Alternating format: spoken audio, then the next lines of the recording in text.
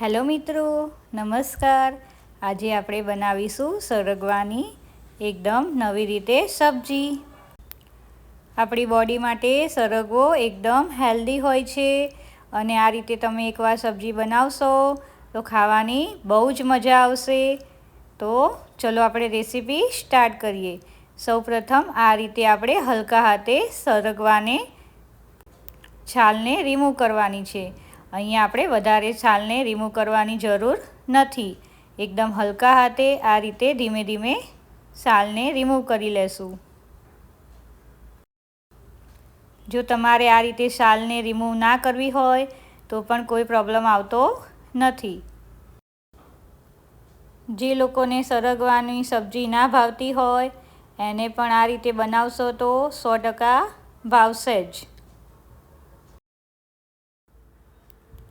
આપણે અહીંયા વધારે છાલને રિમૂવ કરવાની નથી, તો આ વાતનું ખાસ ધ્યાન રાખવાનું છે। આ રીતે હલકા હાથે જ આપણે છાલને રિમૂવ કરવાની છે।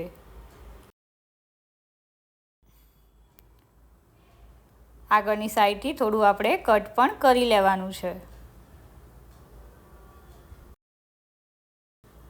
આજથી પહેલાં કોઈ દિવસ મેં સરગવાનું સબ્જી ખાધું જ નથી, પણ આ વખતે મેં પહેલી વખત બનાવ્યું।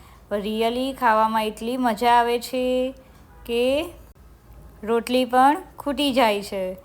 તો આ રીતે એકવાર જરૂરથી બનાવવું જ પડશે। ત્યારબાદ આ રીતે આપણે કટ કરી લેશું। સરગવાની સાઈઝ તમે તમારી ચોઈસ પ્રમાણે રાખી શકો છો। તમે નાની મોટી કટ કરી શકો છો। આ રીતે આપણે બધાને કટ કરી લેવાના છે।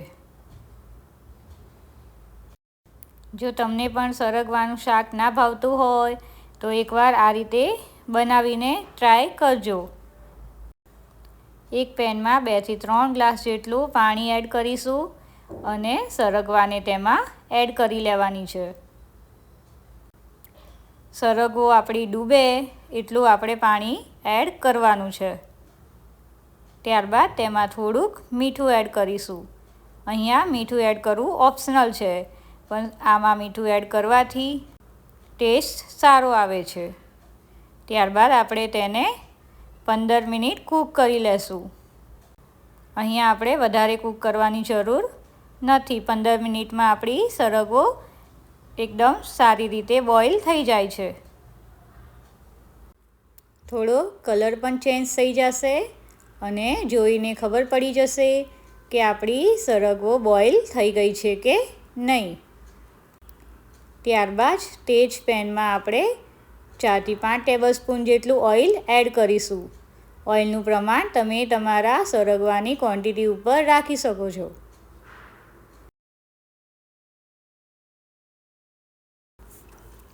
ત્યારબાદ તેમાં રાઈ, હિંગ અને જીરાનો વઘાર કરીશું। અહીંયા આપણે એક સિક્રેટ વસ્તુ એડ કરવાની છે, તો વિડીયોને છેલ્લે સુધી જોવાનું તો ભૂલતા નહીં।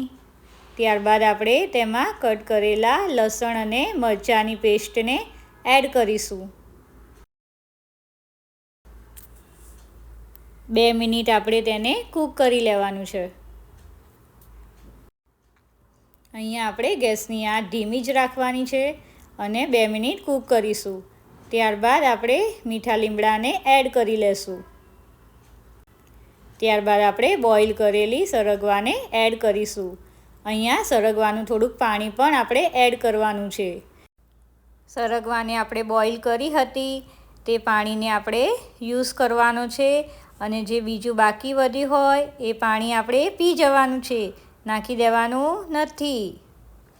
ત્યારબાદ આપણે તેમાં સ્વાદ પ્રમાણે મરચું એડ કરીશું, થોડુંક હળદર એડ કરીશું, થોડુંક ધાણા જીરું એડ કરીશું અને સ્વાદ પ્રમાણે મીઠું એડ કરીશું। અહીંયા મીઠાનું પ્રમાણ થોડું ઓછું રાખવાનું છે, કારણ કે આપણે તેમાં હજી છાશ એડ કરવાની છે અને બોઇલ કર્યું હતું ત્યારે પણ આપણે મીઠું એડ કરેલું જ છે। સાથે સાથે આપણે એક બાઉલમાં આપણે થોડીક છાશ એડ કરીશું। છાશનું પ્રમાણ તમે સરગવાની ક્વોન્ટિટી ઉપર રાખી શકો છો। જો તમારી છાશ ખાટી હોય તો તમે થોડુંક એમાં પાણી પણ એડ કરી શકો છો. ત્યારબાદ તેમાં 2 ટેબલસ્પૂન જેટલો ચણાનો લોટ એડ કરીશું. ત્યારબાદ બંનેને સરખી રીતે મિક્સ કરી લેવાનું છે. એક પણ લમ્સ ના રહે તે વાતનું ખાસ ધ્યાન રાખવાનું છે. જો અહીંયા ચણાનો લોટ ઓછો લાગે તો તમે ફરીથી એડ કરી શકો છો.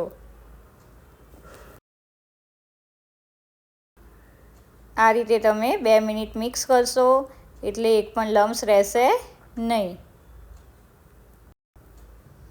આ પ્રોસેસ કરતી વખતે આપણે ગેસની આંચ તો એકદમ ધીમી રાખવાની છે, નહીં તો સરગવો વધારે કૂક થઈ જાય છે અને પછી ખાવામાં મજા આવશે નહીં. ત્યારબાદ આપણે મિક્સ કરેલા ચણાના અટામણને આપણે એડ કરી દેવાનું છે. આ રીતે આપણે મિક્સ કરતા રહેવાનું છે અને એડ કરી દેશું. અહીંયા આપણે સરગવાને ઓવરકૂક કરી નથી, જેથી આપણા સરગવાની સેગો સહેજ પણ ભાગી જતી નથી. આ રીતે આપણે મિક્સ કરીશું અને અહીંયા ગેસની આંચ આપણે મીડિયમ રાખવાની છે. બહુ ફૂલ પણ નહીં અને બહુ સ્લો પણ નહીં. 2 મિનિટ કૂક કરી લેશું. ત્યારબાદ આ રીતે આપણું થીક એકદમ ગ્રેવી થઈ જાય છે. ત્યારબાદ આપણે તેમાં થોડો ગોળ એડ કરીશું. અહીંયા આપણી છાશ થોડી ખાટી હોવાથી થોડો ગોળ એડ જરૂરથી કરવાનો. ધીમા આંચે આપણે 2 મિનિટ કૂક કરી લેવાનું છે. ત્યારબાદ તેમાં થોડી કોથમીર સ્પ્રિંકલ કરીશું.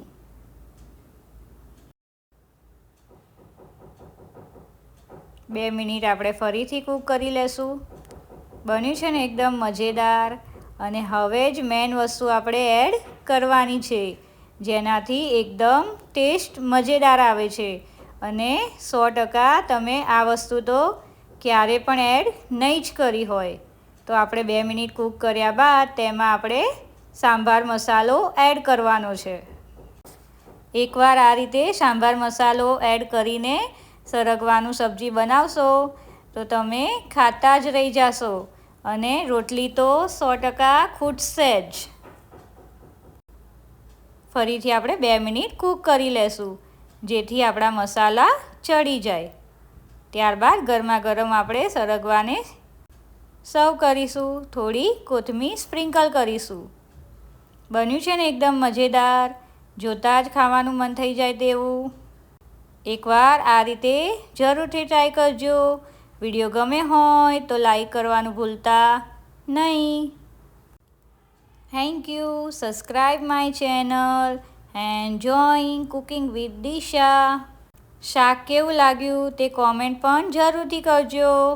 વાવ!